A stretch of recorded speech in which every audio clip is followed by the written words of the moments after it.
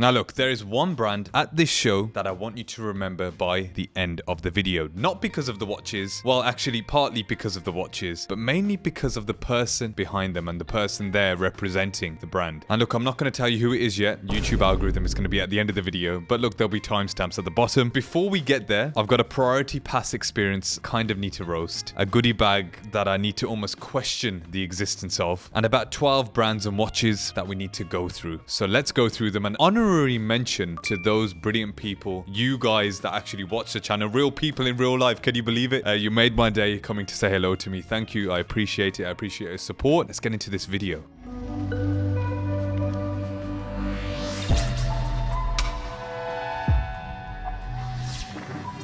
So look, before we even get to hands-on horology, what is better than starting a day with a coffee and great company and a burger? That's exactly what I did. But also, I got to test drive the Rolex Explorer for a little while because my good friend Vish, his brother has a Rolex Explorer 36. You all know I want one, so I tried to spend as much time with the watch that I want before actually buying it because it's bloody expensive. It just really suits me, doesn't it, guys? Come on, let me know in the comments. Does it suit me or not? I was wearing my Rotocore. I love that watch. I made a video about how it's one digital watch I just keep reaching for. 37mm. The proportions are great. I absolutely love it. A little bit of pop of color, not too over the top. A great watch. A perfect preparation. A coffee, a burger, and a little bit of time with the Rolex Explorer 36. I bought the priority pass so you guys didn't need to. Now in theory, it means the priority pass you can skip the queue. Now in practice, I have to say we still had to queue, albeit not for very long, but there was a large queue in the priority queue. Anyway, we get in and we're handed a goodie bag. I didn't expect there to be much in the goodie bag, but look, it's nice. You know, keyrings and some artwork actually that I may well frame of a lot of the watches that were there at the event. The cool thing was Watch Keko made a NATO strap, which is essentially the strap they gave you when you went into the venue. All good, but I can imagine a lot of the stuff is just going to be put away in a drawer for a long time and I'm not going to be using any of it. Nevertheless, it was okay. I'm guessing the priority pass queue moved a lot quicker than the normal queue, but would I get priority pass again? Probably not. We have to start off at a brand that I had never been hands-on with. And if you're not familiar with Atelier Wen, nor am I, they're a Chinese-founded independent brand doing some genuinely interesting work with case materials and finishing. Now, I handed two pieces at the show, and I'm going to be honest with you, they were very different experiences. First was the Perception version 3. Now, a lot of people love this watch, and I completely understand why. The dial is exceptional, the finishing is meticulous, but hand on heart, it didn't really move me. I think it was a little bit larger than it should have been. It didn't create the moment I was expecting, to be honest. Technically impressive, but I just didn't feel it. However, the second watch, the Inflection line, a fully tantalum watch, bracelet, and case. And if you haven't handled tantalum before, don't worry, because I hadn't either. It was dense, it was heavy, but it just felt amazing on the wrist. And I have to say, in person, the quality was incredible. I absolutely loved the black dial version of this. But look, you're paying a hell of a lot for it. It's 27,000 euros. I have to say, I get it, but I also don't get it. 27,000 euros is a lot of money, and I don't think the material alone is enough to justify that. Incredible watch, incredible. I would love to have that watch, let's just put it that way, but it's one I unfortunately can't buy. Moving on to Wren, another brand I had never got hands-on with, but I saw on YouTube, saw on the internet, and there was a particular watch that did catch my eye, and it was the Diver 38 in Seafoam. Now, a watch color that I wouldn't usually go for, but in person, absolutely beautiful. And look, when I put it on my wrist, that's when things kind of really changed, because this is such a comfortable wearing diver, and a very capable wearing diver when you break down the specs. On the rubber strap, it was incredibly comfortable, not oversized, not trying to be 100 things at the same time. A genuinely well-executed sports watch that actually made me stop and think, hang on a minute, I've always wanted a bit of pop of color in my collection. Maybe this could be it. A great watch. And this line from Wren comes in many different sizes and colors, and I would recommend it. It really felt great in the hands. Now, moving on to Oris. Now, this was a recent release that actually I wanted to get hands on with, and thankfully they had it there at the show. And it was the Oris Stars collection. Now, this is £1,750, 35mm, a multi-piece stainless steel case, and it's a one-to-one creation of the classic. It looked great in person, and I think it wore well. Considering it's a 35mm diameter case, the vintage aesthetic, it just looked great. I really appreciated it in person, and I'll keep saying it, vintage will always win. And I think if you could recreate something that already was amazing,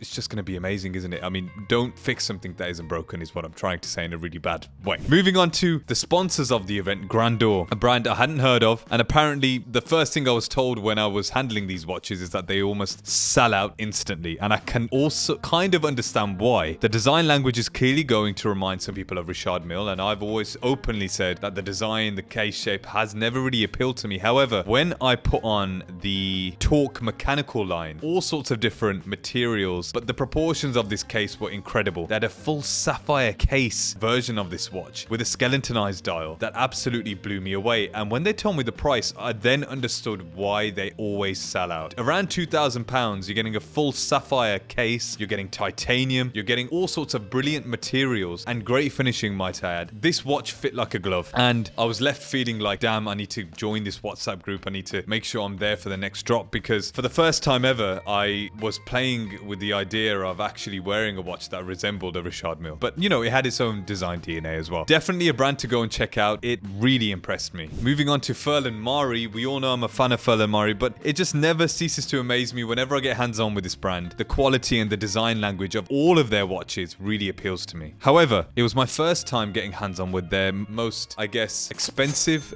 range, which is their mechanical chronograph. And it is a different proposition entirely. The dial work is intricate without being cluttered. The case back, look, it's such a beautiful case back and beautifully finished. It elevates the entry-level pieces in a way a proper mechanical movement should. There was also the Disco Volante with the onyx dial with those lab-grown diamonds, which apparently they're going to do another drop this year at some point. So if you wanted that watch and missed out last year, you can get that watch this year. It was beautiful. Onyx dial, those beautiful diamonds played in the light brilliantly. What a brilliant dress watch to have, I have to say. Absolutely stunning. Will I be buying it? Probably not. It's a little bit too expensive for me at this stage, especially when I want a Rolex Explorer. I'm trying to be as focused as possible with my purchases this year, says the guy who bought a Cartier Santos 100 on a whim. But anyway, let's not get into that. Beautiful watches from Furlan Marri as usual. Now, moving on to a brand I hadn't got hands on with prior to this event, RZE. Titanium case, 42mm, a digital display. I'm going to be honest, the 42mm diameter case I had to think about carefully, because on my wrist I felt like it did wear slightly too large, but I loved the green, dark green camo version of this watch that of course was not released yet, and it was going to be released in a couple of weeks, probably by the time I upload this video. But also they had a limited edition version which was, I think, inspired by retro Nintendo colors. Again, really good on paper in terms of the specs. I just wish that this case was a little smaller. The strap that it came with, the Velcro strap, was absolutely brilliant. It was really comfortable on the wrist, I have to say, being a titanium case. It felt solid. I just wish it was a little bit smaller. That's my insecurity of wearing a big watch. It just felt from afar that it did look quite big on my wrist. I think it's worth checking out if you do love bigger watches and you want a digital watch. This, I would argue, is better than getting a G-Shock, just because the specs are better than a G-Shock, than a couple of G-Shocks, I should say. Now, moving on to a brand from the Middle East. Two brands from the Middle East. Now, I hope I pronounced this right. We've got Bedaa and Maghnam. Let's start with Bedaa. I'm going to absolutely butcher this. Angles Guichet in silver. It's around 1800 Swiss francs. And this is a jumping hours watch with a Guichet display. For those that are unfamiliar with this, don't worry, I was also. You're reading the time through apertures cut into the dial rather than following hands. Now, I know some collectors find that a bit much, but on the wrist, this one sat absolutely beautifully. I was drawn to the design straight away. The case is so comfortable, but also the unique way of telling the time. It really appealed to me. And again, at a decent price point, £1,500, £1,600, it was brilliant. And now, moving on to Maghnam, I think these are sister companies, by the way. The Noor line. This one literally pops open to show you the time. I mean, mechanically, it is a piece of theatre almost. And look, I appreciate theatre in a watch. And look, not every piece needs to be an exercise in restraint. The Noor has personality, and I liked it a lot. It got me excited. It got my friend excited. And it's just one of those watches that, you know, in a watch meetup, I can imagine guys look at this and you probably have never seen it before. But if I had to pick one out of these, it's the Bedaa. The beautiful case shape and the finishing, also the leather strap it came on. I'm all there for that. A brilliant dress watch, but also something I think that could be dressed down. I love the blue version of this watch with the silver. Absolutely brilliant. Moving on to Arsène Lippens. Now, this is a brand where the dials do all of the talking. Fabric dials, genuinely textured, genuinely tactile, different colors, different patterns. And look, in photographs, the fabric dials can look a little bit gimmicky, but in person, I promise you, they look 10 times better.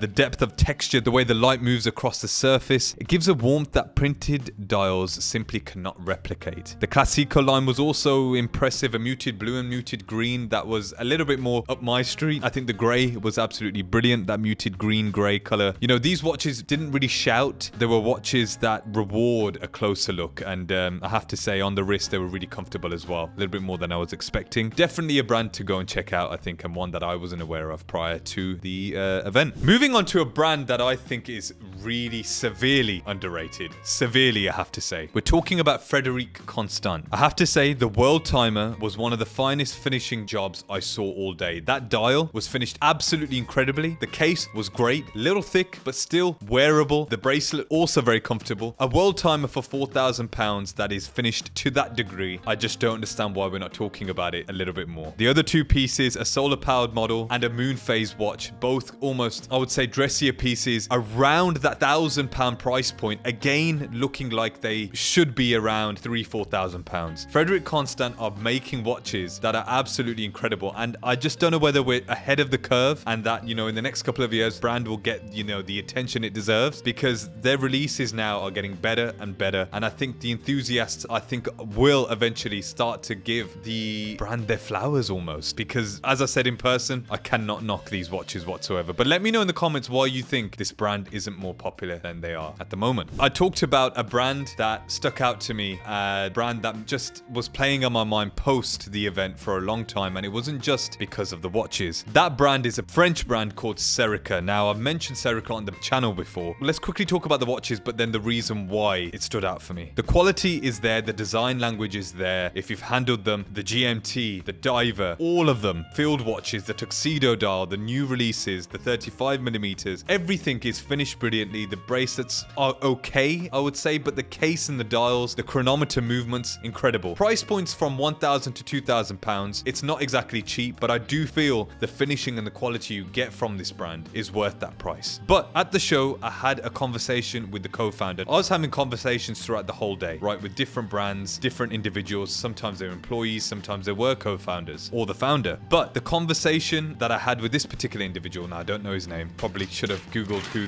one of the co-founders were, but he was oozing passion. The clarity of thinking behind every decision, behind the brand, the way he explained the reasoning behind each watch, you know, the reason why there was no logo on the dial, something I personally could resonate with. I don't really wear clothes with logos, and so he said, look, why should our watch have a logo? The design language is strong enough that you know that it's going to be a Serica watch when you see it, and I totally agreed with him. But it didn't feel like a sales pitch. It wasn't performative. It was someone who has built something they genuinely believe in and are passionate about, and almost it was him talking to me about why he believed in the brand so much and why he was so passionate about it. And you could tell, especially with the new release, he was so excited about that 35mm tuxedo dial. And you know, sometimes enthusiasm can feel manufactured, it can feel artificial, but this didn't feel like that. It was infectious, really infectious, and it made me want to own one of these watches because I knew sort of how much it meant to the founder, and you can't really fake that, you know, you can't really replicate that. It's genuine. The problem now is, what Serica do I get? Because I absolutely love all of them, and it's going against my approach this year, which is less is more. I'm trying to actually condense my collection, believe it or not. When the Rolex comes in, the Explorer, whenever that may be, 2 watches will have to leave. I'm going to try and have a 5 core watch collection. But I'm going to Paris, by the way, in the next couple of weeks, and Serica have a boutique there. I was telling him about this, and he said, look, don't need to buy anything, just come say hello to the guys that are there, get hands-on with the watches. And by the way, he didn't know anything about the channel at all, but I just had a brilliant conversation, connected with him about watches just generally. For me, Serica now,